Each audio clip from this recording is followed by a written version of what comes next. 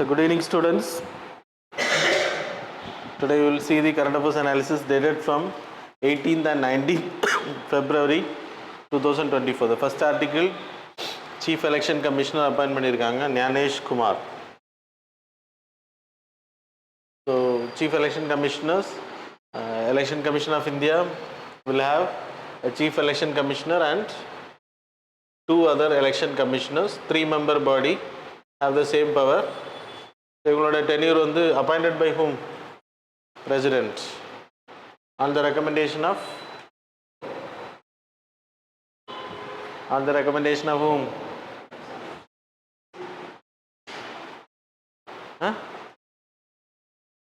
3-member committee.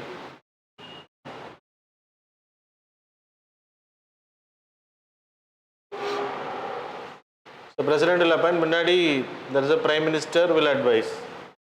So when 2023 they passed an act.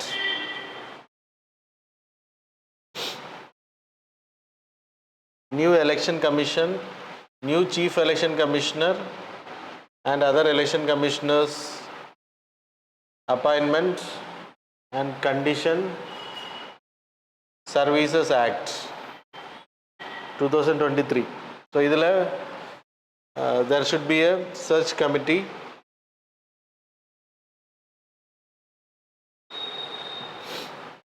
which headed by law minister. இவங்க வந்து ஒரு 5 name select பண்ணி கொடுப்பாங்க. அதுக்கப்புறம் it will go to the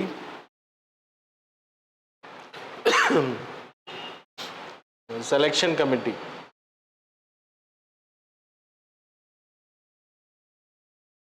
You will have the Prime Minister as the head, leader of opposition Rahul Gandhi, this is Modi. Then here it is, Prime Minister recommend பண்ணக்கூடிய person, that is Cabinet Minister. Now Cabinet Minister அப்படியே போடுங்க, ஏன்னா அடுத்த வாட்டி change ஆகலாம். Home minister தான் கூடுவார், அடுத்த வாட்டி வேறு மினிஸ்டர் கூட கூடலாம். பிரைம் மினிஸ்டர் கைகாமிக்கக்கூடிய கேபினெட் மினிஸ்டர். ஸோ இது எப்படி வந்துச்சு அப்படின்னா 2023 இல்லைனா 22 லாஸ்ட்டில் இருக்கும். There's a judgment came from the Supreme Court, landmark verdict. So election commissioners appoint பண்றதுக்கு there should be a procedure. There is selection committee. நீங்க சட்டம் ஏத்துற வரைக்கும் this will continue அப்படின்னாங்க. PM headed by PM, leader of opposition, அப்புறம் CJI. So இதை தான் இவங்க வந்து CJI இருந்துச்சுன்னா இப்போ இவங்க 2 பேர் எடுத்தாச்சுன்னா நடக்காது. அதனால தான் என்ன பண்ணிட்டாங்க, it's a political but the legislative has the authority. இதை சேலஞ்ச் பண்ணி தான் இப்போ இவங்க கொடுத்த முடிவுக்கு இவங்க ஆப்போசிட் பண்ணியிருக்காங்க அப்படின்றனால தான் இஷ்யூ போயிட்டுருக்கு. கேஸும் போட்டிருக்காங்க சுப்ரீம் கோர்ட்டில். ஸோ கேஸும் இன்னும் வெர்டிக்ட் வரல. அதனால் ராகுல் காந்தி அப்ஜெக்டட் திஸ் அப்பாயின்மெண்ட். இப்போ சீஃப் எலெக்ஷன் கமிஷன் அப்பாயின்ட் பண்ணதை இந்த கமிட்டியில் அட்டன் பண்ணியிருந்தார். அட்டன் பண்ணிவிட்டு அவர் வெர்டிக்ட் வந்தப்பறம் அப்பாயின்ட் பண்ணலாம் அப்படின்னு சொல்லியிருந்தார். But he was appointed immediately. So verdict என்ன வரும் அப்படின்ட்டு we need to wait and see. So இது வந்து சேலஞ்ச் பண்ணப்பட்டிருக்கு இன்னைக்கு. It's a law. This act was challenged. ஏன்னா இது take over. So legislature has the power. Supreme court கண்டிப்பாக லெஜிஸ்லேச்சருக்கு பவர் இருக்குன்னு தான் சொல்லுவாங்க. லெஜிஸ்லேச்சர் பவர் இல்லாததுனால தான் முதல்ல அவங்க பண்ணாதனால தான் இவங்க இதை ரெக்கமெண்டேஷன் பண்ணியிருந்தாங்க. ஸோ அதனால் இதை ஓவர் கம் பண்ணுறதுக்கான வாய்ப்புகள் ரொம்ப கம்மி தான். இதை பார்லமெண்ட் பாஸ் பண்ண சட்டம். சரியா, there is no constitutional validity is there. அங்கே ஓவர் பிரீச் எல்லாம் ஆகலை. சரியா, அப்படின்னா எல்லாத்துக்கும் மாற்றணும். லோக்பாலுக்கும் அதே மாதிரி தான் அப்பாயின்மெண்ட் நடக்கு, எல்லாமே அதே மாதிரி தான் அப்பாயின்மெண்ட் இருக்குது. ஸோ எல்லாத்துக்கும் மாற்றணும்ல. ஓகே, ஸோ இவங்களோட டென்யூர் எடுத்துக்கிட்டிங்கன்னா 6 years, அப்புறம் 65 கன்ஃபார்ம். ஓகே, ஸோ இது ஞாபகம் வச்சுக்கோங்க. 6 years tenure and 65. State election கமிஷனர்னா 5 years 62. சரியா, 5 years டிஃப்ரென்ஸ் ஞாபகம் வச்சுக்கோங்க. த நெக்ஸ்ட்டு ஸ்டேட் லெவலில் யூ ஹாவ், இவங்க கீழே ஸ்டேட் லெவலில் there is a chief electoral officer, அவரு கீழே there is a district electoral officer, அவங்க கீழே ப்ரெசைடிங் ஆஃபீஸர், ப்ரெசைடிங் ஆஃபீஸர் கீழே போலிங் பூத் ஆஃபீஸர். இது ஒவ்வொரு போலிங் பூத்தில் நிற்பாங்க. ப்ரெசைடிங் ஆஃபீஸர் அந்த ஸ்கூலுக்கு இல்லைன்னா காலேஜில் நடக்க அப்படின்னா அந்த கேம்பஸுக்கு அவங்க தான் தலைவர். இல்லை போல் பூத் ஆஃபீஸர் கரெக்ட் தான். இது வந்து நம்ம மாற்றி சொல்லிட்டேன். CEO for state, chief electoral officer. District electoral officer வந்து கலெக்டராகவே இருப்பாங்க மோஸ்ட்லி. அப்புறம் ப்ரெசைடிங் ஆஃபீஸர் வந்து லைக் நாமினேஷனை வாங்குறவங்க அதை கேன்சல் பண்ண ரிஜெக்ட் பண்ணக்கூடிய அத்தாரிட்டி டிஸ்ட்ரிக்ட்டுக்கு இருக்கும், ஒவ்வொரு தொகுதிகளுக்கும் இருக்கும். சரியா? அதுக்கு பிறகு you having the polling booth officer, polling officer அது அந்த ஸ்கூலில் இருப்பாங்க. இனி பூத்துக்கு ஒரு ஆஃபீஸர் இருக்குது, அது அந்த அந்த அந்த கிளாஸ் ரூமில் இன்சார்ஜாக இருப்பாங்க ஒரு வார்டுக்கு. சரியா? ஓட்டிங் பதிவு பண்ணக்கூடாது. So that is not important. அப்புறம் there is an election observer,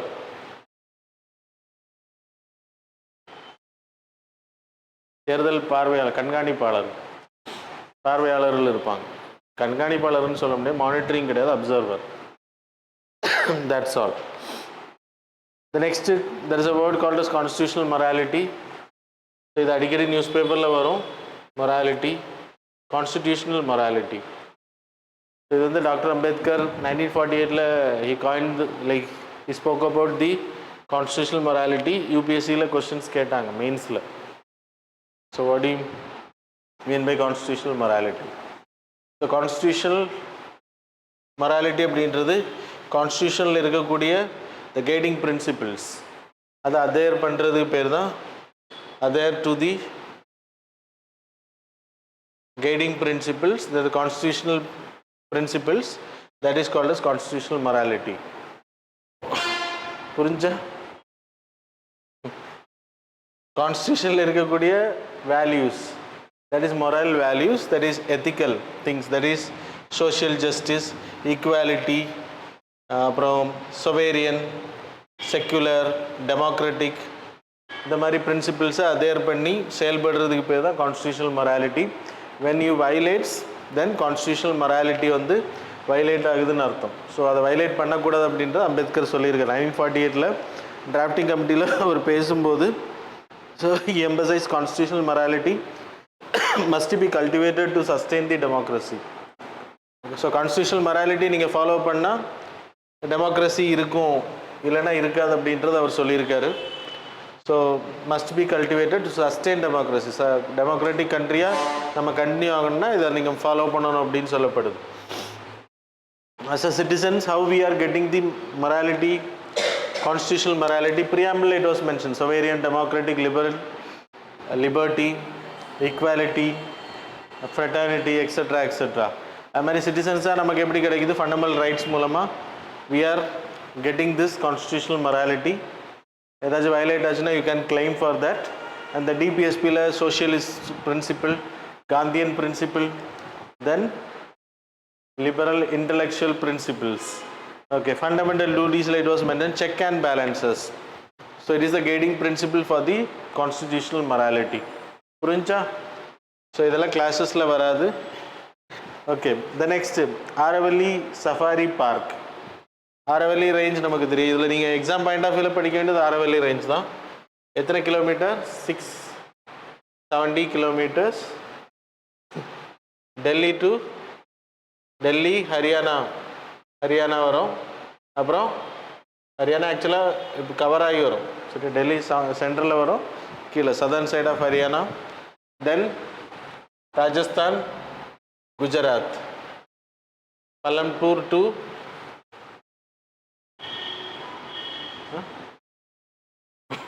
there is a Delhi ridge.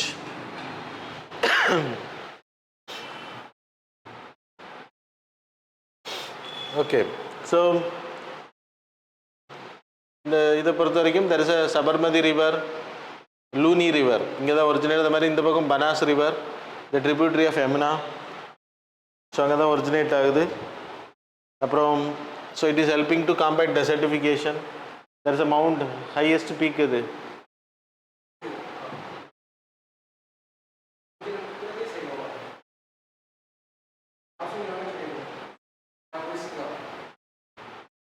குரு ஷிகார். சரியா? Mount Abu, there is a mount Abu, அதில் குரு ஷிகர் அப்படின்றது இட்ஸ் ஹையஸ்ட் பீக். அப்புறம் it is helping to combat desertification. இந்த பக்கம் டெசர்ட்டு, இந்த பக்கம் டெசர்ட் ஸ்ப்ரெட் ஆகாமல் பாதுகாக்குது. வேற என்ன?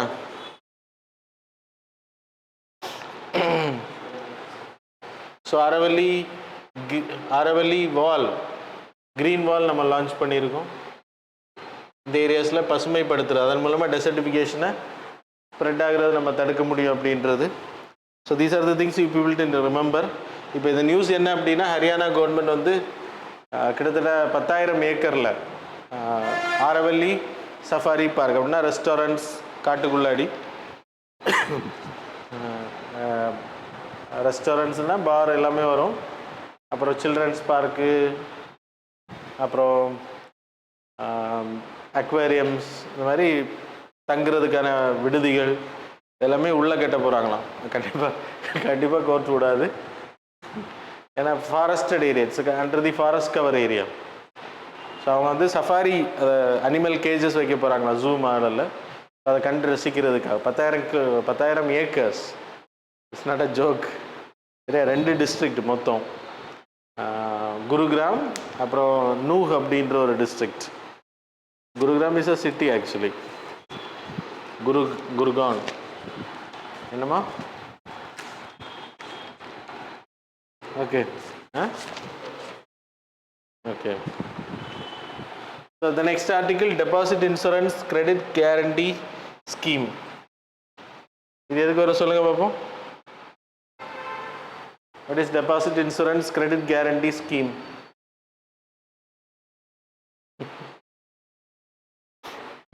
எதில் வரும்?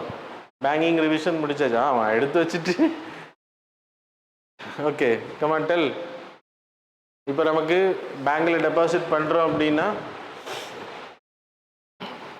முன்னாடி 1 lakh வரைக்கும் இருந்துச்சு. இப்போ நம்ம டெபாசிட் பண்ணக்கூடிய பணம் 5 லட்சம் வரைக்கும். That is principal as well as interest. Bank திவால் ஆச்சு அப்படின்னா கொடுக்கணும். That's a condition. இப்போ நீங்கள் கோடிக்கணக்கில் போட்டாலும் அவ்வளோதான் கொடுப்பாங்க. ஆனால் அது கண்டிப்பாக கொடுக்கணும் அப்படின்றது இப்போ இருக்கக்கூடிய கண்டிஷன். இது 2022 தே ஹவ் 20 இன்ட்ரடியூஸ் பண்ணாங்க. அதுக்கு முன்னாடி 1993 1 lakh வரைக்கும் மினிமம் 1 lakh கொடுக்கணும் அப்படின்ற. பேங்க் திவால் ஆகும்போது அதுக்கு நம்மகிட்ட இந்த இன்சூரன்ஸ் பிடிக்கிறாங்க. நம்ம போடக்கூடிய காசுக்கு ஒரு அமௌண்ட்டை வந்து பேங்க் வந்து பே பண்ணணும் ப்ரீமியமாக. 100க்கு 0.12 பைசே, 100 ரூபாவுக்கு 12 பைசே வந்து பேங்க் வந்து அவங்களுக்கு பே பண்ணணும். There is a deposit insurance credit guarantee corporation ஸ்கீம்ன்றது அது கொடுக்கறது. இந்த கார்பரேஷன்ன்றது it's an insurance corporation like LIC. So அவங்க தான் இதை வந்து கிரெடிட் கேரண்டி பண்ணுறாங்க. சரியா? Owned by subsidiary by RBI. யாரோட இதெல்லாம் கேட்பாங்க. ஸ்கெடியூல் கமர்ஷியல் பேங்கு யார்கிட்ட நீங்கள் டெபாசிட் பண்ணக்கூடிய பணமெல்லாம் அவங்க திருப்பி கொடுக்கணும். திருப்பி கொடுக்குறதுல பேங்க் திவால் ஆகும்போது கண்டிப்பாக கொடுக்கணும் அப்படின்னா scheduled commercial bank, RRB, foreign banks, அப்புறம் small finance bank, local area bank, payment bank. முன்னாடியெல்லாம் பேமெண்ட் பேங்க் கிடையாது, என்பிஎஃப்சியை தவிர வேறு எல்லாம் வந்துருச்சு. ஸ்கெடியூல் கமர்ஷியல் பேங்க் இது ரொம்ப இம்பார்ட்டன்ட். நான் கிளாஸில் நடத்த மாட்டேன். இது கவனமாக நோட்ஸ் எடுத்துக்கோங்க. இதை கிளாஸ் நோட்ஸில் எழுதிக்கோங்க உங்களுக்கு வேணும்னா. ஏன்னா இது கிளாஸில் வராது, சொல்லிட்டேன். Schedule commercial bank, small finance bank, payment bank, foreign bank, state cooperative bank, regional rural bank, local area bank. Sudarshan ஒரு பேங்க் இருக்குது. அது மாதிரி லோக்கல் ஏரியா அந்தந்த ஏரியாவுக்கு இருக்கும். நமக்கு டிஎம்பி இருக்குல்ல, but they are under schedule commercial bank. சரியா? TMB Tamil Nadu market. அது மாதிரி லோக்கலைஸ்டு பேங்க்ஸ் இருக்கும். இது ஸ்கெடியூல் கமர்ஷியல் பேங்க் டிஎம்பி. அது மாதிரி district central cooperatives, urban cooperatives, primary societies வராது. நீங்கள் ரூரலில் அக்ரிகல்ச்சரல் கிரெடிட் சொசைட்டிஸ் இருக்கும், அது வராது. சொசைட்டின்னு சொல்லுவாங்க. கிராமங்களில் இருக்கக்கூடியது வராது. பட் டிஸ்ட்ரிக்ட் அப்புறம் central credit cooperative, urban cooperatives எல்லாமே இதில் கவர் ஆகும். இதில் எதெல்லாம் வராது அப்படின்னா என்பிஎஃப்சிஸ் கவர் பண்ண மாட்டாங்க, ப்ரைமரி கோஆப்ரேட்டிவ்ஸ் கவர் பண்ண மாட்டாங்க, மற்றபடி எல்லாமே கொடுக்குறாங்க. சரி, அப்புறம் டெபாசிட் பண்ணுற பணம் யாருக்கெல்லாம் எக்ஸம்டட் அவங்களுக்கு வந்து கிடைக்காது அப்படின்னா, ஃபாரின் கவர்மெண்ட் வந்து இந்தியாவில் பேங்க்கில் டெபாசிட் பண்ணியிருந்தால் பேங்க் திவாலான கொடுக்கணும்னு கிடையாது. சென்ட்ரல் கவர்மெண்ட், ஸ்டேட் கவர்மெண்ட் ஏதாச்சும் பேங்க்கில் டெபாசிட் பண்ணியிருந்தால் அந்த பணமும் கொடுக்க தேவை கிடையாது. இன்டர் பேங்க் டெபாசிட், எஸ்பிஐ பேங்க்கு திவாலான பேங்க்கில் டெபாசிட் பண்ணி வச்சுருந்தா அந்த பணம் கொடுக்க தேவை கிடையாது. அவுட் சைடு இந்தியா, எஸ்பிஐயோட இன்னொரு கிளை வெளியில் இருக்குது, எஸ்பிஐ பேங்க் திவாலா ஆகுது, வெளியில் அவங்க பணம் வாங்கியிருக்காங்க அப்படின்றப்போ டெபாசிட் பண்ணியிருக்காங்கன்னா அதுவும் கொடுக்க தேவையில்லை. என்பிஎஃப்சி டெபாசிட் கொடுக்க தேவை கிடையாது. கிரிப்டோ கரன்சிஸ் இல்லை இன்வெஸ்ட் பண்ணியிருந்தா, ETF exchange traded fund, stock bonds, mutual ஃபண்ட்ஸில் டெபாசிட், இப்போ எஸ்பிஐ மியூச்சுவல் ஃபண்ட்ஸ்லாம் இருக்குல்ல, அப்போ எஸ்பிஐ பேங்க் திவால் ஆகும்போது அந்த பணம் எல்லாம் இந்த இன்சூரன்ஸில் கவர் ஆகும். ஒன்லி ஃபார் த டெபாசிட்ஸ், அதுவும் சிட்டிசன்ஸ் பண்ணக்கூடிய டெபாசிட்ஸ், கவர்மெண்ட் பண்ணக்கூடியது கிடையாது. சரியா? That's all. The next article climate risk index. So 2025 report வந்திருக்கு, எல்லா வருஷம் ரிலீஸ் பண்ணுவாங்க. ஜெர்மன் வாட்ச் அப்படின்ற நிறுவனம், NGO, non profit organisation. Extreme weather condition அதிகமாக இருக்குன்றாங்க. கிட்டத்தட்ட 9400 எக்ஸ்ட்ரீம் வெதர் ஈவெண்ட்ஸ் நடந்திருக்கு. எக்ஸ்ட்ரீம் வெதர் ஈவெண்ட்ஸ்னால் இப்போ ஃப்ளோரிடாவில் நடந்த, ஃப்ளோரிடா தானே இல்லை, என்ன பிளேஸு, லாஸ் ஏஞ்சல்ஸில் நடந்த ஃபயர் ஆக்சிடெண்ட், அது ஃப்ளோரிடா கிடையாது. ஃப்ளோரிடா வந்து கல்ஃப் ஆஃப் மெக்சிகோ பக்கத்தில், கல்ஃப் ஆஃப் அமெரிக்கா. அப்புறம் ட்ரம்ப் கேஸ் போட்டுருவார் நம்ம மேலே, பேர் மாற்றிடுச்சு. ஸோ எக்ஸ்ட்ரீம் வெதர் ஈவெண்ட்ஸ் கிட்டத்தட்ட 9400 எக்ஸ்ட்ரீமாக நடந்தது 93லேருந்து 2022 வரைக்கும். லைஃப் லாஸ் ஆஃப் சைக்ளோன்ஸ், இந்த மாதிரியான எக்ஸ்ட்ரீம் ஈவெண்ட்ஸ்னால 7,65,000 மக்கள் இறந்துருக்காங்களாம் வேர்ல்டு லெவலில் 3 டிகேட்ஸில், 30 வருஷத்தில். ஹீட் வேவ்ஸ்னால் பாதிக்கப்பட்டவங்க 61,778 இன் 2022 மட்டும் இறந்தவங்க. ட்ராட்ஸ்னால இறந்தவங்க, பாதிக்கப்பட்டவங்க 59% people all over the world. 4 trillion economic loss நடந்திருக்கான் 3 டிகேட்ஸில் கிளைமேட் ரிஸ்க்குனால. இந்தியா வந்து 6th ரேங்கில் இருக்குது. ஃபஸ்ட் ரேங்க்னா இது ஃபஸ்ட் ரேங்கில் இருந்தோம் அப்படின்னா சிவியர், 6th ரேங்க் இருந்தோம் அப்படின்னாலும் சிவியர் தான். We are in a severe condition. Congo country தான் ஃபஸ்ட்டு பிளேஸில் இருக்குது, அதே ஞாபகம் வச்சுக்கோங்க. அப்புறம் இந்தியாவை பொறுத்த வரைக்கும் 180 பில்லியன் லாஸ் நமக்கு. உத்தரகாண்ட் ஃப்ளட்டு, அப்புறம் சைக்ளோன் ஆம்பன், இதெல்லாமே கடந்த 10 வருடங்களில் நடத்தின பேரழிவுகள் அப்படின்னு சொல்லப்படுது. So etcetera you can take. The next article project water Worth. இது மெட்டா நிறுவனத்தோட ப்ராஜெக்ட்டு. அண்டர் சி கேபிள்ஸ் போடுறது, ஆப்டிக்கல் ஃபைபர்ஸ். ஏஐ தொழில்நுட்பத்தை இன்டர்நெட் கனெக்டிவிட்டியில் இல்லை, internet connectivity to the world. AI தொழில்நுட்பத்தை யூஸ் பண்ணுறது இன்டர்நெட்டில். அதுக்கு வந்து இப்போ இருக்கக்கூடிய ஸ்பீடு வந்து பத்தாது அப்படின்றனால அண்டர் சி கேபிள்ஸ் வந்து 5 காண்டினென்ட்ஸுக்கு கனெக்ட் பண்ணுறாங்க. கிட்டத்தட்ட அது அவ்வளோ டீட்டெயிலெல்லாம் வேணாம், 50,000 kilometre across the world under sea cables, submarine cables. சரியா? Then exercise Komodo. It's an exercise between India and Indonesia, naval exercise. It's a humanitarian assistance, disaster relief. அப்புறம் interoperability between Navy of India and Indonesia. Every year இதை conduct பண்ணுறோம். INS Shardul, அப்புறம் P-81 என்னது, P-81 nuclear.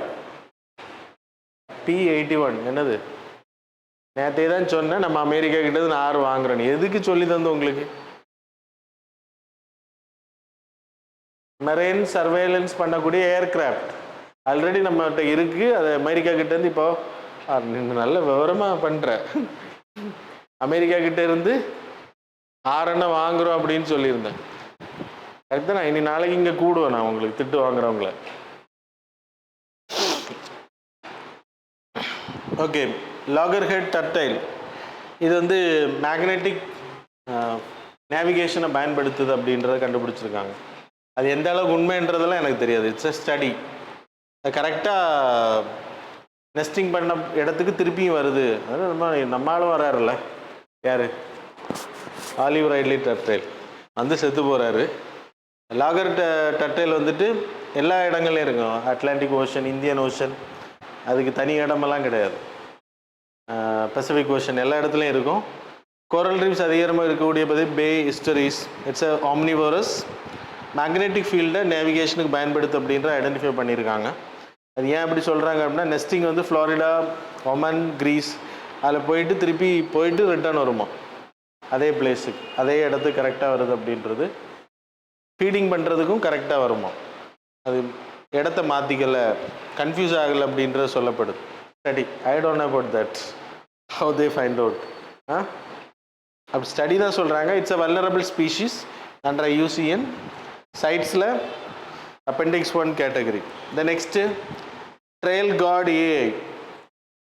இது வந்து ஒரு camera, AI based camera, நீங்கள் வீடுகள்லேயும் பயன்படுத்தலாம். இது வந்து சிம்லிபால் டைகர் ரிசர்வில் கோச்சிங்கை ஸ்டாப் பண்ணுறதுக்கு ஐடென்டிஃபை முடியும். அது கேமரா ஆஃபில் இருக்கும், பென் சைஸில் இருக்குமோ, அதை வெஜிடேஷனுக்குள்ளே மறைச்சி வச்சுருவாங்க. யாராச்சும் நடமாட்டம், மிருகங்கள் மக்கள் நடமாட்டம் இருந்தால் மட்டும் என்ன ஆகும், கேமரா ஆன் ஆகிடும். ஆன் ஆகி படம் பிடிச்சி உங்களுக்கு சென்ட்ரல் இன்ஃபர்மேஷன் சிஸ்டமுக்கு அனுப்பிடும். ஏன்னா எங்கேயாச்சும் வச்சுருப்பாங்கல்ல, அவங்களுக்கு அலாம் கொடுத்துரும். அலாம் கொடுத்தோன்னா அவங்க போய் என்ன பண்ணிக்கலாம், அந்த ஆட்களை பிடிச்சிடலாம். கோச்சிங் பண்ணுறது, காட்டுக்குள்ளே போவாங்கல்ல, அவங்கள பிடிக்கிறது. It's a nice idea. நம்ம வீடுகளுக்கு தேவையான ஒன்று, அப்படிதானே? சரி, it's cost around 50,000 per piece. That's all. Question number 1. The primary objective of the Garb Ini Drishti program is related to what? Which of the following? Options are A. Increase fertility rates in India. B.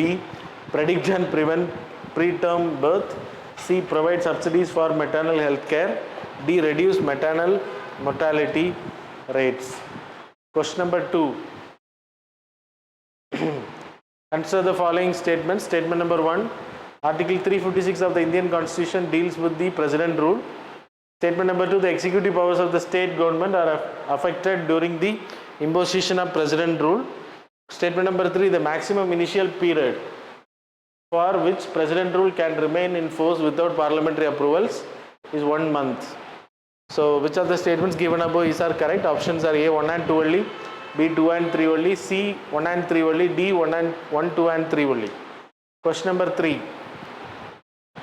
Consider the following statements regarding the US-India Compact Initiative.